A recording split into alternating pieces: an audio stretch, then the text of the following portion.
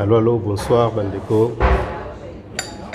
Partout dans le monde, pas besoin de émission Ladino, il y a Waku News. Comme titre, la belle époque. On a découvert un bilibino awawa. On découvrir Ming ici, bon. Et on a été dans le Tikaya se présenter pour tout bêtement solo après pour quoi. Bonjour, Ndeko. Nayambinani. Oui, bonjour Ndeko. Ngai kombo nanga Daniel Vanga. Daniel Vanga ya kombo nanga papa mama bapesanga Daniel Vanga mais batu bayebinga mingi na Berlin awa. Bayebinga na kombo ya Demini Vanga. Musu babenga pe Mvwama, Demini Mvwama. Ça dépend moko na moko. Na Berlin bayebinga mingi na kombo Demini Mvwama. Mvwama zoloba net mutabambongo un homme riche. Oza Mvwama pena ya un homme riche ou bien surnom na bandara ndenge nini me expliquer na biso mamke.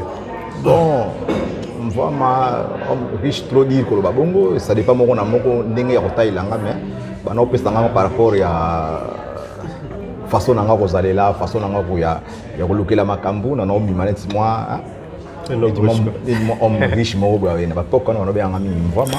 Et puis kenda bongo ti lelo mingi ina rappela lobi kuna ino katasuki n'est pas salon coiffure pas José Lukoki moi benga Demini Mvwama a rappelé nga ba 30 quelques na sima ya comme Mvwama mais comme on a appelé Daniel Vanga sikoyo na mbaka oya ya Berlin awa comment depuis année ça fait combien de temps de fin de mboko ya Berlin en Allemagne en général quoi.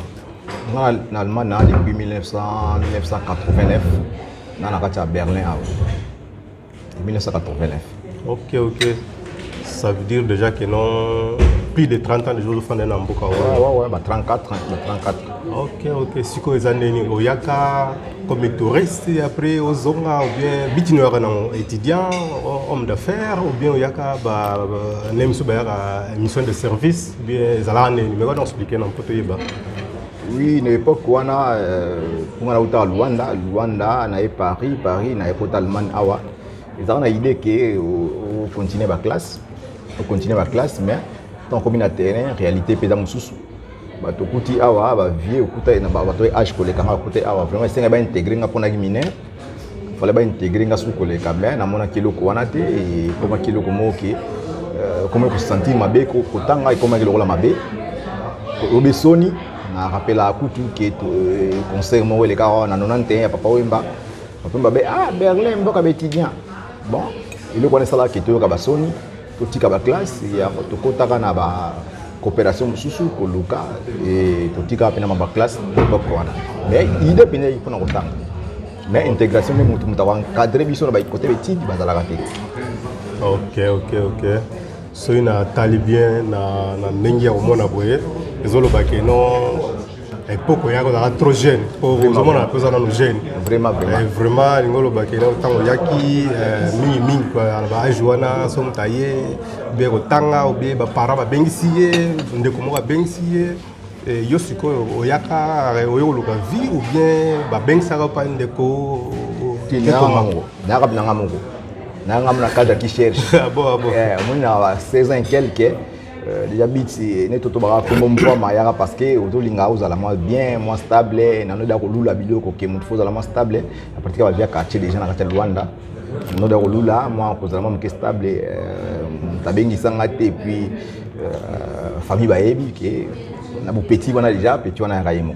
Ok. Oui. Bon, maintenant on développe mon moqué. Au Luanda, au Yé Awa, au Leka Banzela Nini, en plus, faire ni bon au Salatan, au Komakasika, au pays que bon Seriwana. Est-ce que pour toi, Seriwana, tant au Yaka, non, au Kutagango, na lelo, les Agas, Yangoana, ils ont que côté là, ou bien au Loba, Makambe Belé par rapport à Seriwana, et changea, ce que changea. Et comment bien ou bien comment mabé ou bien expliquer ça na mo batazana na banda ba comprendre moi muke quoi ba za na moi notion et ce qui l'expérience sur ça là et là on nous mona changeant.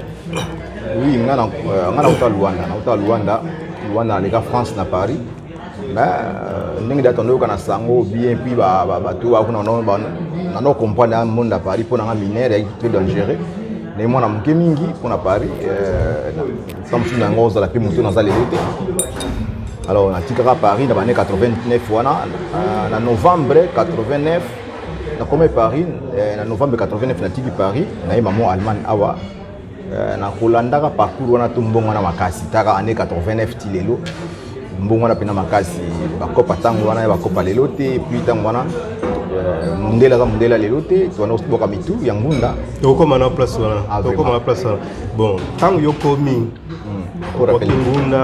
ngunda après bon ba procédure on ozala ndenge nini okomi mbala moko bayambi yo bien mais ko expliquer non bato baozela wana aéroport mbala moko ndele abike no okomi mbala moko bayambi yo bapesi yo bandako bien fo bano procédure wana okende ndenge nini mpona ba sincere mpona basolo nga ntango wana nakoba oyo nga na viva ntango nabwaka ngunda na partie ya centre wana nabwakela ngunda bapesa nga baparent moko adoptif badopta ngai epai ya mwasi mwa mondele na mobali na ye baka na mwana moko 13 ans ya mwasi donc nakotaka na libota wana lokola deuxième mwana na bango nakokaka deuxième mwana na bango bandimaka kozwa nga na ndenge ya leta batianga na famille na bango tana komona pa na bango et puis nakomi na contact na baninga mosusu bamaster bakomi kobenga ngai kozwa ngai baparent na ngai wana adoptif basepele esu te babi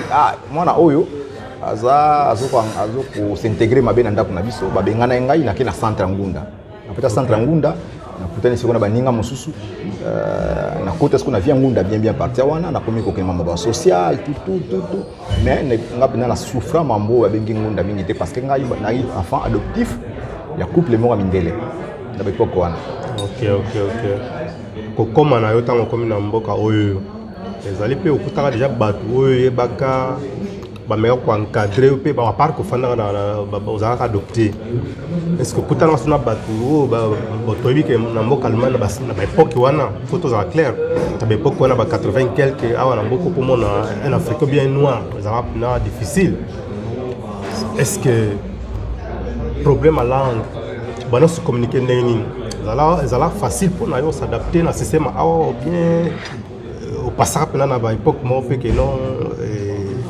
mais expliquer ça non il y a facilité parce que langue éviter mais na ba attends qu'on a tiki parents adoptif pour on ba même espagnol parce que espagnol na portugais bala na ka maman que espagnol donc de bongo moi tellement moi espagnol pour le ngana wana tiko tona comme na centre ngunda écoute ce que génération na bana mai na rappela ka jeune mo na bosa na mingi na bosa na kipinate Alino Al Capone yede asalaka plus de inani na mboka oyo yusko mutu yimta no lobela ngasi kuna kialema Dutch azo kesiko ba komi na ngai pa ya ba assistant wana pona langue pena na ebaka iloko moko te me yimta idanga pena mingi pona ko interprétation to babongo na communication pona tradition pona tradition puis c'est tant que de commis au fo banda mo ba classe ya ba pour des langues pays wana na ko s'adapter na malema plus pe agir na C et puis non c'est facile pour agir na C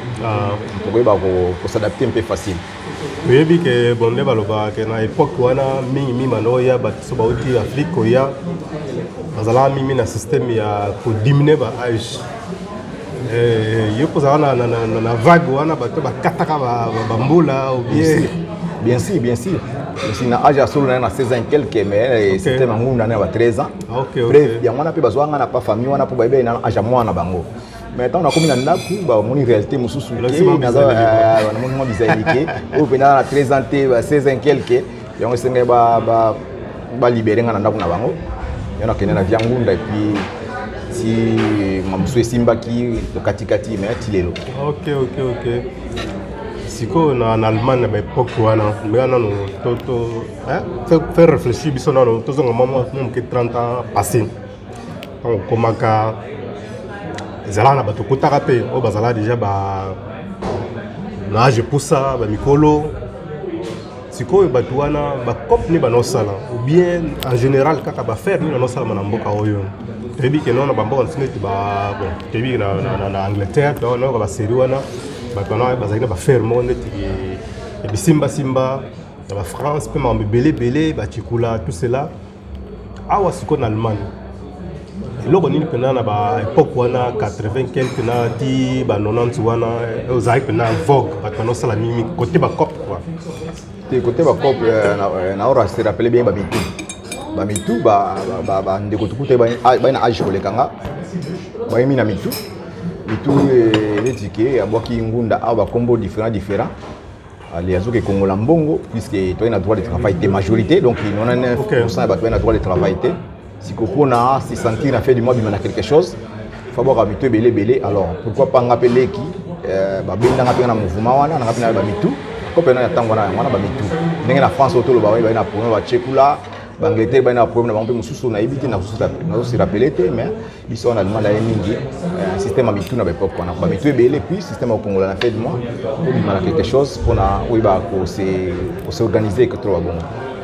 Bon, kasi bon, maintenant on fait ça moi conseil na bateau bazana libana ou jeune gens au bazana idée ya fana na poto conseil ni no fait ça bango zela ni bakolanda poto yebi mingi bon tant que to yaka na sprimo que non so na komi poto ça facile ma mtu nango komi ka bandi toujours l'expérience c'est l'expérience na yo au conseiller ba jeune nini ya malamu loko nini oyo vivra oyo bikeno oyo eza malamu oyo eza mabe moko akona bango conseil moko te loko tokoloba mingi mpona génération ezo ya sika camerano yango wana bana bango oui conseil eza moko ezali mingi ali intégration moi ntonto totala mboka na biso toluka stabilité na vie toluka kozala stable organiser vie na yo alors moko ya basekre mpona osorganiser yani s'intégrer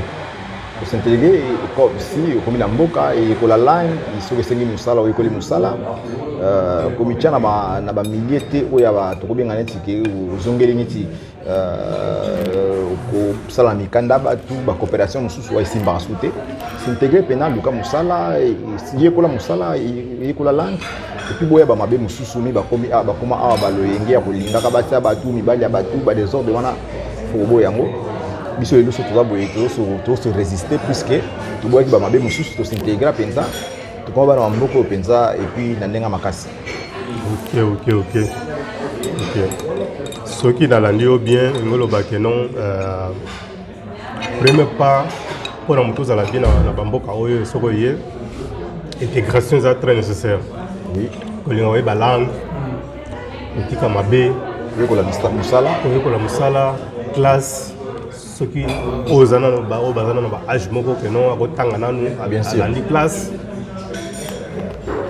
et bien mix na South Afrique bon otiki ba famille en Afrique ko ba ebika que non ke poto bon ba ozela force na yo akoto yo na opuye bango pour na sayo mugulu bon so limisa mese wa limisa na point na ngo mentionner pour wana mingi to yakana loko wana ba loko wana so na famille ba ozelanga tika na coopérer na ba façon tout na sala mission ce monde dans les noirs tout comme dans mbongo mais ya munene pourquoi parce que vous m'écoutez le Satan moko boye 3 ans moko boye 2 ans il y a calme pour s'intégrer aussi vouloir bien de que au luka au sala ba mamo boye pona aussi mimoni en Afrique nzokande tant mimoni en Afrique bongo osoko s'intégrer te pas yozali faut bongo ça pas yozali donc aux ali faut ngani oyekoli bulo na yo oyekoli langi singo tango tangi bongo ne mto oyeba ko luka pona oyo edeme soko komina bosani ke oyena na maloyengia ko luka yekozala ta mususu musuki pe na position wana mukandate bulo malongo ya malunga te puis salaire ko sukelo pe salaire moko ya malunga te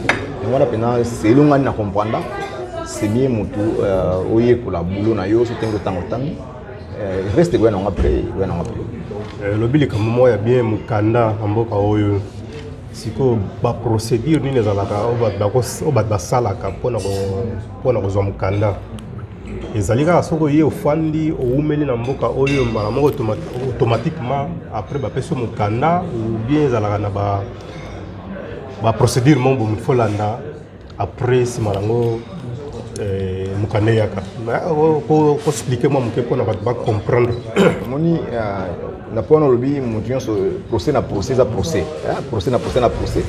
a compte détail mingi te mais iloko nga na koyeba ke nyoso yaka na automatiquement so muto to sanoka bibe ko mboka na intégration même temps to zo temps ba ko to mukanda elo basenga biso mingi muto sa so s'intégrer azana azobo criminalité asala kana ye atanga kana ye eloko wana yango nde bota mukanda o reste tikali yo ngunda mabeni ni te po ya na gauche droite to éviter mais so muto s'intégrer basenga mais intégration malamu be ko sala be ko tanga tama no sengo mikanda wana oya ko prévu do sala oyo tanga yango ne bota mukanda. Ok.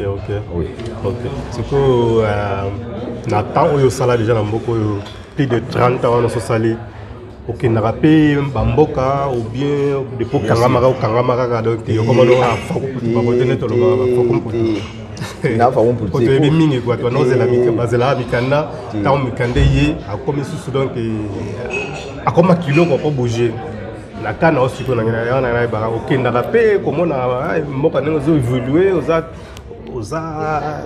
actualiser ou bien oza connecter na bamboka ne ba réalité bamboka na soto uta ou bien depuis na écoute un mois yango yo depuis un mois on a hôtel Luanda et puis na kena rapina la mbula 2 fois 3 fois. Ok. Na rapina na kena na et puis na se vanter muke 34 36 fois si na kena. 36 fois. Wow. Na kena mbula 3 4 fois. Ok. C'est le cas ba congé puis la possibilité sur les alliés. Ok. 36 fois. Ouais. Ok, c'est une chose de bien quoi to loba. Parce que tu ebi ngana ebi mingi bazana ba problème wana mukanda bon mikanda ngazwa de quoi azwa mukanda comme kana tilo mo ya poche quoi. Yango tu ebi que faut to bujaka. Faut buja ni oza exemple moi déjà bien ko na no ke na bamboka déjà ko découvrir so ba réalité ko yeba nendo tika bamboka comme na ba position ndenge nini ezoke na ndenge nini. Et voilà quoi. Mais bino te oka bino okenda ba 36 fois na boko makuna boko ko simba partout quoi la biso so ndenge nini quoi. Qu'est-ce que ça veut dire ko simba partout? Ko simba partout na mabete mais ko simba ndenga bien. Moi ko simba partout et ko simba ndenga bien. Famille bazakuna et puis famille bakuna petite na azakuna ya ko simba partout trop dire que le beli wana mais na cadre que vous allez faire kuna sala. Vous allez faire au sala tio kisani. Na ba faire na sala ba construction nanga mamunanga mike frigo tapeza kuna et puis ya na sens wana mingi. Ok. Te wana zaleka mo animation quoi pour vraiment to mona mingi bon azako toyo on ça va faire comme kuna comme sangisa ba faire na makambo susu lo avancer donc ministre wa ko compliqué comme simba moni vie ezana ba loi nango ba loi nango ninga na tire na loi soko matili kolo okweya o changer moté soko mati o sauter okweya soko buki pe mileko o sali mabe o zo fe mabe na vie so zo mona muta otambula azo malamu asa malamu c'est que pas otambusa malamu pour so muta tambusa ni mabe to mona mwana wazo okay tengu akweya. Donc na viso mto okene osala mamoza zobuka bibeko okoya et moi on a mis ça va on a pas ça changer mota donc so mto moni mo azo résister c'est que la preuve ya montre que mto na quand même osala que fort atambula malamu donc ngala kenya na la possibilité na ngai puis osala mambo sengeli et puis on a résister ti lelo ça on peut pénater moi mbote na bato bakala okona bon profiter ko pesa mbote to comme le suka et ça la mode bambote na pesi alino Al Capone tingani na pesi mbote poye pena na tolo bane bandeli mtayambanga na mboko yo mtasala nga tradition liboso allemand na portugais alino tingani pa za limbote et puis na pesi pe mbote no yambinga na plateau na yo merci à trop yo poza moto to bani kala yo kutu famille na sepe no pesi mbote ndingo yambinga merci et puis famille ya munene libota na ngano so mbote grand frère na landa avant Dakar comme les prino mbote na mosinae Guilin pe petit frère na biso mbote na mosinae tia babina bana tumbote et puis ni c'est la moulay ser na biso na Suisse Jackie mbote ser Jackie tia Jackie mbote na o tia maele famille pena munene Avelina tia Avelina il va dire tout ya fa na Luanda. Ok. Il n'a pas si mbote makasi. Ça va. Bon, on a peine à profiter occasion na pesa ba bateau ba binga mbote on a Berlin on a banina on a avec les 2 jours Juna ba mbote na yo ou les Raoul ba mbote na yo Priest Mvwama pasteur Mvwama ba mbote na yo yo pe na pesa ba mbote na yo de min Mvwanga asa Mvwama yo mosusu Mvwama ba mbote libota na nga mbimba bandeko na nga ba mbote C8 près de Marel à Bruxelles, Bambote Nayo, et voilà quoi. Tout le monde a une émission La Belle Époque, la chaîne Nabiso, il y a Waco News. Bye.